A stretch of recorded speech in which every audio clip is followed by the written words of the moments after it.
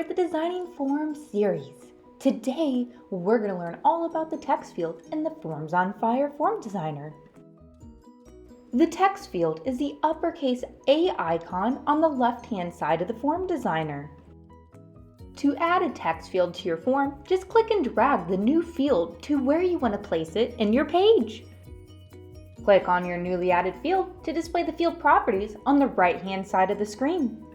You can completely customize the look and feel of your text field. In my form, I want the mobile user to capture the inspector name, so I typed inspector name in the titled text and type name here for the hint text.